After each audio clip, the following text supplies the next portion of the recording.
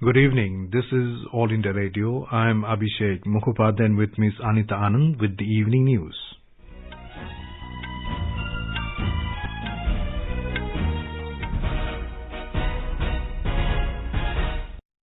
The headlines. Prime Minister Narendra Modi and Russian President Vladimir Putin hold 21st India-Russia Annual Summit at Hyderabad House in New Delhi. India and Russia have set target of trade worth $30 billion and investment worth $50 billion by 2025, says Prime Minister. Two countries set to ink agreements in defence, trade and energy sectors. Prime Minister Narendra Modi to lay foundation stone of development projects worth 10,000 crore rupees in Uttar Pradesh tomorrow. Special investigation team set up to look into firing incident in Nagaland, says Home Minister Amit Shah. Airports Authority of India to spend around 25,000 crore rupees in the next 5 years.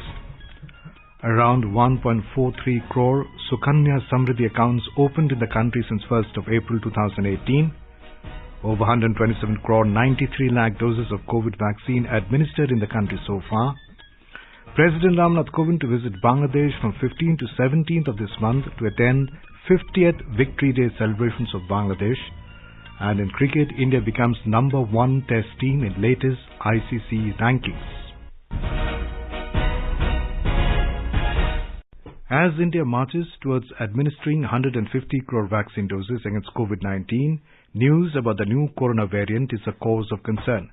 In this situation, we appeal to our listeners to get fully vaccinated at the earliest and help others get vaccinated. Please continue to follow these 3 simple steps to stay safe. Wear a face mask. Maintain 2 gaz ki duri for social distancing. Focus on hand and face hygiene. For any COVID-related information and guidance, contact national helpline numbers 011 2397 8046 and 1075. And now the news. The 21st India-Russia Annual Summit between Prime Minister Narendra Modi and Russian President Vladimir Putin was held at Hyderabad House in New Delhi. Mr. Putin arrived in New Delhi earlier this evening on an official visit for the annual summit. In his opening remarks, Mr. Modi said India's special and strategic partnership with Russia has continued to strengthen despite the COVID pandemic. हमारी special and privilege strategic partnership निरंतर मजबूत होती गई। Covid के खिलाफ लड़ाई में भी दोनों देशों के बीच बेहतरीन सहयोग रहा, चाहे वैक्सीन ट्रायल्स और उत्पादन में हो, मानवीय सहायता के लिए हो या एक दूसरे के नागरिकों की देश वापसी के लिए हो। Mr. Modi pointed out that in the last few decades, several fundamentals have changed and new geopolitical angles have emerged. He asserted that amidst all such variables, Indo-Russian friendship has been constant. He said both countries have assisted each other and also taken care of each other's sensitivities. The Prime Minister said the first 2+2 dialogue between defence and foreign ministers, which took place earlier today, starts a new mechanism to improve behavioural cooperation. He also said they have been in constant touch on Afghanistan and other regional issues. Mr. Modi stated that they are adopting a long-term vision to strengthen bilateral partnership in economic affairs. He highlighted that they have set a target of trade worth $30 billion and investment worth $50 billion by 2025. The Prime Minister said under Make in India, co-development and co-production are strengthening India-Russia partnership in the defence sector. He said they are also heading closer in cooperation in space and civil nuclear sectors. In his statement, Russian President Vladimir Putin said his country perceives India as a great power, a friendly nation and a time-tested friend. He said the relations between the two nations are growing and is looking into the future. Meanwhile, first ever India-Russia 2+2 ministerial dialogue was held in New Delhi today. Raksha Mantri Rajnath Singh and External Affairs Minister Dr. S. Jaishankar represented the Indian side in the 2+2 dialogue, and the Russian side was represented by the Foreign Affairs Minister and Defence Minister. In his opening remarks at the dialogue, Raksha Mantri Rajnath Singh termed it as a historic day in the bilateral relations. He said India-Russia defence cooperation has progressed in an unprecedented manner in recent times. Russia will remain a major partner for India. We proposed greater engagements in Central Asia and the Indian Ocean region, enhanced requirement of India for closer military and military technical cooperation, and the extraordinary militarization and expansion of armament in our neighborhood, and the unprovoked aggression on our northern border since early summer of 2020 have thrown in several challenges. We are optimistic about Russia's cooperation in all the domains. Mr. Singh said India's development needs are colossal and its defense challenges are legitimate, real and immediate. He added that India seeks partners that are sensitive and responsive towards its expectations and requirements. Dr. Jaishankar said in a tweet after the meeting that there was a productive exchange of perspectives on cross-cutting and interrelated issues. In his opening remarks, he mentioned they were meeting at a critical juncture in the global geopolitical environment, which is in great flux, especially in the aftermath of the COVID-19 pandemic. He further stated that as close friends and strategic partners, India and Russia have been working together to safeguard common interests and to ensure peace, progress and prosperity for the people. The minister added that India-Russia ties have been close and time-tested and exceptionally steady. Ahead of the dialogue, Dr. Jaishankar held a meeting with the Russian Foreign Affairs Minister Sergei Lavrov this morning. Dr. Jaishankar underlined that they were very satisfied with the bilateral relations and state of cooperation. He said India-Russia partnership is very special and unique. At the same time, Raksha Mantri Rajnath Singh and his Russian counterpart Sergei Shoigu attended the 20th meeting of India-Russia Intergovernmental Commission on Military and Military Technical Cooperation. Mr. Rajnath Singh termed Russia as India's long-standing, special and privileged strategic partner.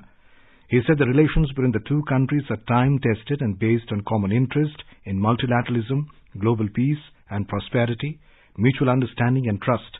He appreciated Russia's strong support for India and emphasized that the close cooperation is not targeted against another country. He expressed hope that this cooperation will bring peace, prosperity and stability in the region. 4 agreements were signed after this meeting, including contract for procurement of over 6 lakh AK-203 assault rifles and agreement on program for military technical cooperation from 2021 to 2031. More from a correspondent. AK-203 assault rifle will tremendously augment the operational capability of our soldiers. Hence, this contract ends the long quest of Indian Army to replace aging INSAS rifle with a modern weapon. AK-203 rifle, having an effective range of 300 meters, is a lightweight and easy-to-use modern assault weapon with proven technology. This will enhance the combat potential of our soldiers to meet the operational challenges. On the other hand, the unit located in Korba in Amethi district of Uttar Pradesh will boost the manufacturing ecosystem in UP Defence Corridor. It will also generate local employment opportunities and the economic growth will see an upswing. Naseem Naqvi, AIR News, New Delhi. Prime Minister Narendra Modi will visit to Gorakhpur in Uttar Pradesh tomorrow. He will lay the foundation stone of development projects worth 10,000 crore rupees. The Prime Minister will inaugurate the Gorakhpur fertilizer plant. The foundation stone was laid by him in 2016. The fertilizer plant was lying shut for more than 30 years and has been revived and built at a cost of around 8,600 crore rupees. The fertilizer plant will produce 3,850 metric tons of urea per day. The Gorakhpur plant will prove to be of immense benefit for the farmers of Purvanchal region and adjoining areas by meeting their demand for urea fertilizer. Mr. Modi will also inaugurate the fully functional complex of AIIMS Gorakhpur, which has been built at a cost of over 1,000 crore rupees. The foundation stone for the complex was laid by the Prime Minister in 2016. मेरा नाम विक्की सिंह है, गोरखपुर का स्थानीय निवासी हूँ।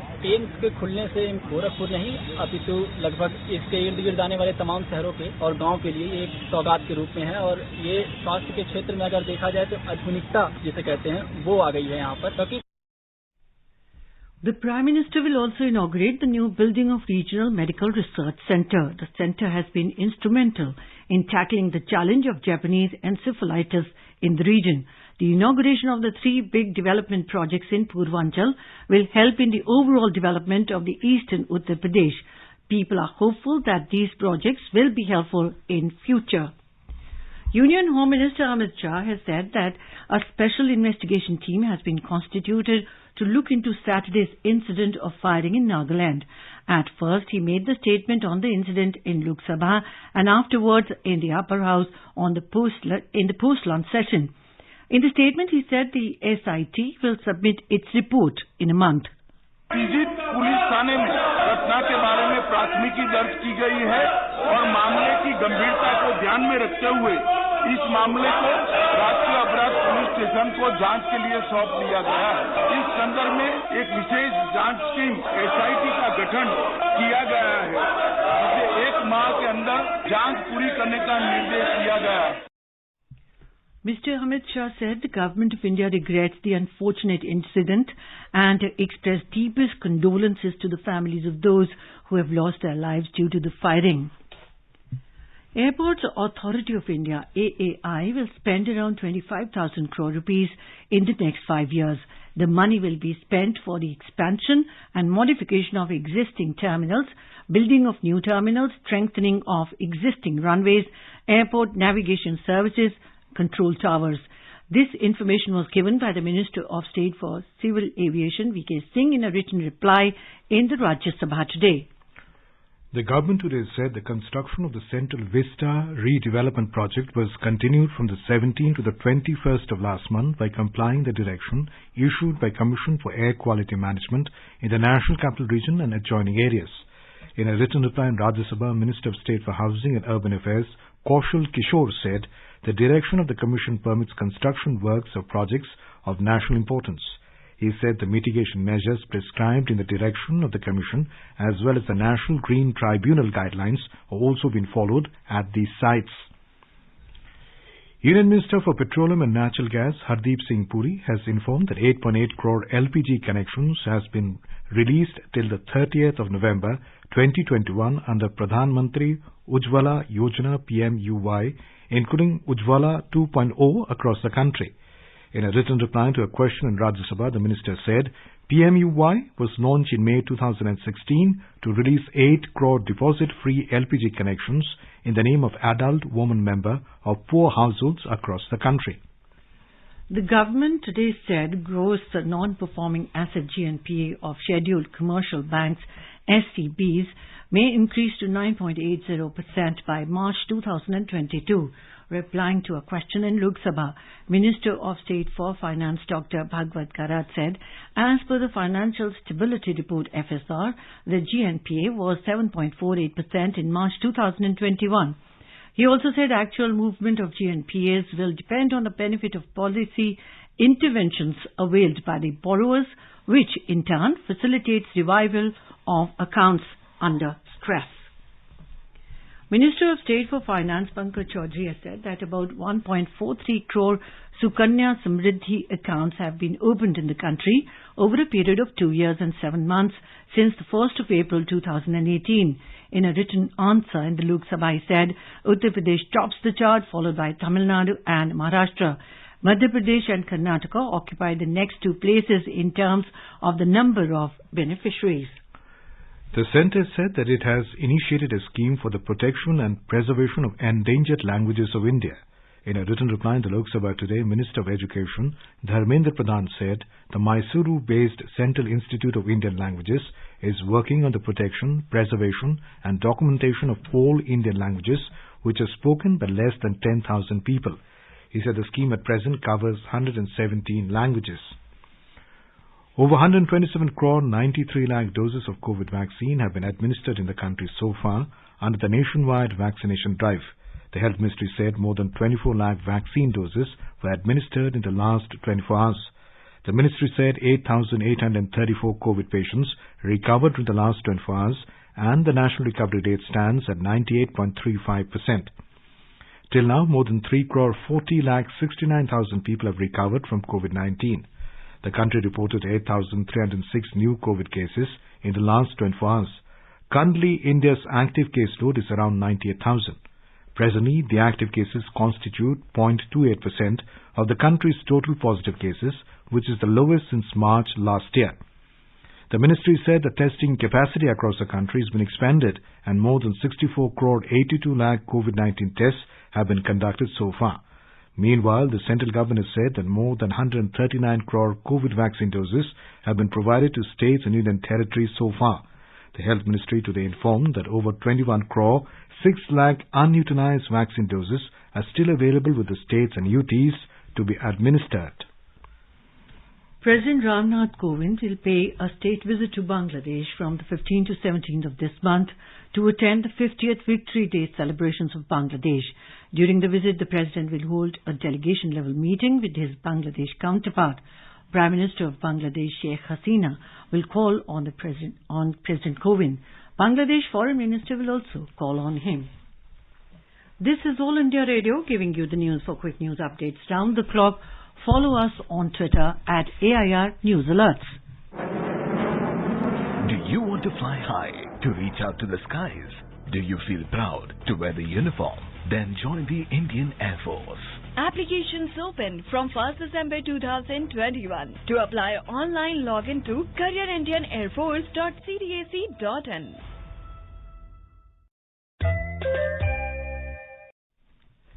Best wishes to all consumers for Azadi Ka Amrit Mahotsav. Hallmark ensures purity of gold. Always purchase hallmarked gold jewelry.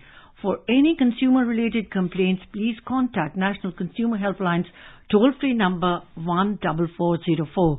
Issued in public interest by Department of Consumer Affairs, Government of India, Jago Grahak Jago. Now, here is a review of the proceedings in Parliament today. First from Lok Sabha, writers Kumar Rakesh of PTI. Home Minister Amit Shah today conveyed the government's regret in Lok Sabha over the killings of civilians and firing by security forces in Nagaland and said that a probe by a special investigation team SIT will be completed within a month. With Lok Sabha members from various parties condemning the incident, Shah said all agencies must ensure that it does not recur when they take action against insurgents. In his statement in Lok Sabha, Shah offered condolences to the families of those killed in the incident on the 4th of December. Security forces opened fire on civilians, killing 14 and injuring 11 in Nagaland's Mon district in 3 separate incidents, the first of which was a case of mistaken identity which prompted protests and rioting, resulting in 2 more cases of firing of security forces. 1 soldier also died in rioting. Narrating the sequence of events, Shah said the army received information on the movement of insurgents in Nagaland's Mon and 21 para-commando unit laid an ambush. He said local people, on getting news of firing, surrounded and attacked the troops and 1 soldier was killed in violence while several others were injured. Shah said that in self-defense and to disperse the crowd, the troops had to open fire and with 7 civilians were killed. Home Minister Amit Shah said it has been decided by all the agencies to ensure that such incidents do not happen in the future during actions against insurgents. Expressing dissatisfaction with the statement, opposition parties including the Congress, DMK, SP, BSP and the NCP walked out of the House. Earlier in the day, Lok Sabha members condemned the Nagaland incident and demanded an impartial probe. Members also called for the repeal of the Armed Forces Special Powers Act, AFSPA. The state government has announced an ex-gratia of rupees 5 lakh for the families of those killed civilians. But since they were killed by Central Security Forces, the compensation should be paid by the centre as well, he said. On Sunday, the army expressed deep regret over the incident in Mon district of Nagaland and ordered a court of inquiry. In the evening today, Lok Sabha passed the National Institute of Pharmaceutical Education and Research Amendment Bill 2021 in a voice vote after a detailed discussion. The bill seeks to bring all National Institute of Pharmaceutical Education and Researchers, NIPER, across the country at par by giving them the status of Institute of National Importance. As of now, only one NIPER enjoys the status. Praising the move, BJP's Rajdeep Roy said, these institutions will give administrative and functional autonomy, which in turn will enhance their efficiency and accountability. Congress's Abdul Khalik expressed his appreciation for the bill, saying it will enhance development and research work. In his reply, Health Minister Dr. Mansukh Mandaviya said the government is making all necessary steps to make India the pharma capital of the world. He said it is a proud moment for India to export COVID vaccines and medicines to over 80 countries of the world. Earlier, during the question hour, Finance Minister Nirmala Sitharaman told Lok Sabha that rupees 52,759 crore have been raised by 61 companies through initial public offers till October this fiscal, higher than the funds mopped up through this route in the last financial year. Out of the 61 companies that hit the market till October of the current fiscal, 34 entities were small and medium enterprises, SMEs. Finance Minister Nirmala Sitharaman said that a large number of manufacturing and service sector companies are coming up for listing. IPOs are being brought by the companies regularly this year, and the amount raised in the current financial year till the month of October 2021 has surpassed the amount raised in the last financial year, she said. In the last fiscal, 56 companies garnered 31,060 crore rupees from IPOs, and out of them 27 were SMEs, as per the SEBI data cited by the minister. Ms. Sitharaman said that among 61 IPOs, 35 were below rupees 100 crores, while 4 were in the range of rupees 100 crores and less than rupees 500 crores. As many as 22 IPOs were either equal to or more than 500 crore rupees. Among others, 10 companies out of the 61 entities were from the healthcare sector and 6 from cement constructions. To a supplementary question on whether the Paytm IPO has caused problems for investors, the minister replied in the negative. Meanwhile, Lok Sabha Speaker Om Birla on Monday asked the ministers to answer the members' questions in the House itself. BJP's Bhilwara MP Subhash Chandra Baheria had sought details from the minister on the number of people who have applied for a second loan under the Mudra scheme after successfully using the first loan they got from the bank. Later, Health Minister Dr. Mansukh Mandavia moved the National Institute of Pharmaceutical Education and Research Amendment Bill 2021 for consideration and passing in the Lok Sabha. Earlier, a bill was introduced in Lok Sabha to correct a drafting error in the Narcotic Drugs and Psychotropic Substances Act that rendered a key provision dealing with punishment to those financing illicit trafficking inoperable. Minister of State for Finance Bhagwat Karad introduced the Narcotic Drugs and Psychotropic Substances Amendment Bill 2021 that seeks to replace an ordinance that was promulgated on September 30th this year. Opposing the introduction of the bill, RSP member N.K. Premachandran demanded proper scrutiny of the draft legislation, absence of which could lead to a bad law. The anomaly crept in when the Narcotic Drugs and Psychotropic Substances NDPS Act was amended in 2014 to allow better medical access to narcotic drugs, removing state barriers in transporting and licensing of essential narcotic drugs. The government said the amendment does not create any new offence but contains a legislative declaration that reference of clause always meant the corresponding renumbered provision in clause. And now review of the proceedings in the Rajya Sabha. Writer Sanjeev Chopra of the PTI.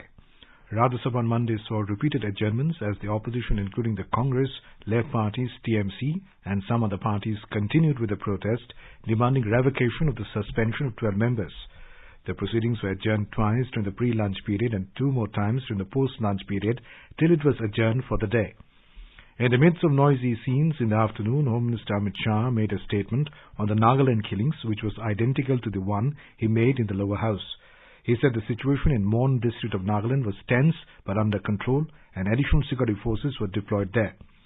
Soon after his statement, Deputy Chairman asked the members to seek any clarifications from the minister amid continued protests by the opposition MPs who were raising slogans.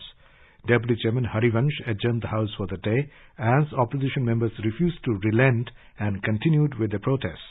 Earlier, the House saw the first adjournment within minutes after it met for the day as opposition MPs trooped into the well after the laying of papers. Members belonging to the Congress, Trinamool Congress, Aam Aadmi Party and the left trooped into the well of the House raising slogans, carrying placards that demanded the revocation of the suspension of the 12 members. Chairman M. Venkaiah Naidu called for the first zero-hour mention after the listed papers were laid on the table. When the House met at 12 p.m., the opposition members again trooped into the well and raised slogans. Deputy Chairman Harivansh appealed to them to go back to their seats and allow the question hour to be taken up. TMC member Derek O'Brien rose to ask a supplementary question but sought to raise the issue of suspension of members instead, which was not allowed by the chair. Leader of the House Piyush Goyal said the sloganeering by opposition members showed their intention. The opposition should instead apologize to the House for lowering the dignity of the House by manhandling female security personnel. The chair then adjourned the House as opposition members continued to raise slogans and appeals to maintain decorum went unheeded. The Indian economy is showing strong signs of recovery. 19 out of 22 economic indicators have registered an increase compared to the situation before the COVID-19 pandemic. High-frequency indicators, HFIs, are being monitored to track the progress of economic recovery in India since the outbreak of COVID-19 in the country. As per the latest information, full recovery has been achieved in respect of 19 FPIs out of 22 HFIs. Latest levels in the last 3 months are higher than their pre-pandemic levels in the corresponding months of 2019. The Supreme Court has said that Maharashtra police can continue with its probe on the FIR lodged against the state's former top cop, Paramveer Singh. However, no charge sheet can be filed in court in cases registered against him. The Apex Court in its order today extended the interim protection granted to Singh till the 11th of January 2022. The regional news unit of All India Radio Jammu is celebrating its 50th Foundation Day today. The news unit was set up in 1971 to counter the malicious propaganda dished out by Radio Pakistan and to make people aware about the ground realities about the 1971 Indo-Pak War. Started with the Dogri Bulletin, the Jammu News Unit of All India Radio has made rapid strides in reaching out to people with credible news and information. India beat New Zealand by 372 runs in the second test at Mumbai to win the two-match series 1-0. India mopped up the New Zealand lower order within 40 minutes of play on day 4 at the Wankhede Stadium. Chasing a mammoth 540, the Black Caps were bowled out for 167 in 56.3 overs. With this, Virat Kohli and his men dethroned New Zealand in the latest ICC Test Championships rankings and climbed to the top spot. India now has 124 rating points, while New Zealand lost 3 points and remains with 121 points. The victory in Mumbai also meant that India registered their 14th consecutive series win at home. Kohli became the first player with 50 international wins in each format of the game. Now let us take a look at the weather forecast for tomorrow. The national capital Delhi will have shallow fog. The temperature will vary between 12 and 24 degrees Celsius. Mumbai will have mainly clear sky. The minimum temperature will be 20 degrees Celsius, while the maximum is expected to be around 34 degrees. Chennai is expected to witness partly cloudy sky. The temperature will vary between 25 and 32 degrees Celsius. Kolkata will have moderate fog. The city will observe a minimum temperature of 19 degrees Celsius and a maximum of around 26 degrees. Srinagar and Jammu will have mainly clear sky, becoming partly cloudy towards evening or night. Leh and Gilgit are likely to witness a generally cloudy sky. Muzaffarabad will have probability of thunderstorms. The minimum temperature will be 5 degrees Celsius and the maximum will be around 20 degrees. Visakhapatnam and Hyderabad will have partly cloudy sky with haze. Thiruvananthapuram will have generally cloudy sky with 1 or 2 spells of rain or thunder showers. Guwahati, Imphal, Shillong, Aizawl and Itanagar will have generally cloudy sky with light rain. And now, before I end the bulletin, the headlines once again. Prime Minister Narendra Modi and Russian President Vladimir Putin hold 21st India-Russia Annual Summit in Hyderabad House in New Delhi. India and Russia have set target of trade worth $30 billion and investment worth $50 billion by 2025, says Prime Minister. Two countries set to ink agreements in defence, trade and energy sectors. Prime Minister Narendra Modi to lay foundation stone of development projects worth 10,000 crore rupees in Uttar Pradesh tomorrow. Special investigation team set up to look into firing incident in Nagaland, says Home Minister Amit Shah. Airports Authority of India to spend around 25,000 crore rupees in the next 5 years. Around 1.43 crore Sukanya Samriddhi accounts open in the country since 1st of April 2018. Over 127 crore 93 lakh doses of COVID vaccine administered in the country so far. President Ramnath Kovind to visit Bangladesh from 15th to 17th of this month to attend 50th Victory Day celebrations of Bangladesh. And in cricket, India becomes #1 test team in latest ICC rankings. For details of these stories and more, log on to our website www.newsonair.gov.in and News on AIR app. And with that, we end the evening news. Good night.